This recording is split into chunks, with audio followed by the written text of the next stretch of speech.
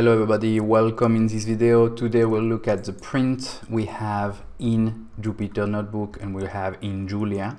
So let me close this and let's look in a bigger font, in a bigger size like this, a bit less, in how we do that in Julia.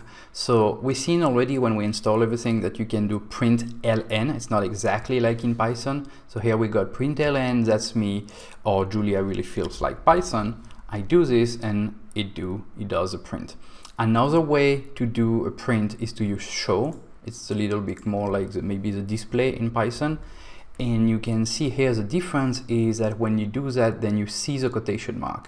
So if I change that for a number, well, I still see the quotation mark. And if I put a normal number, I see it's a number. I put an int, I see it's an int. If you don't know what it is, I'll explain more on the next picture, on the next video. And you can see in such case, well, it looks exactly the same. But when it's a string, when it was text, I could see the difference between the two different ways of printing the text, because one had still the quotation mark and the other one didn't have the quotation mark. So that's the first video with print. I'll see you in the next lecture.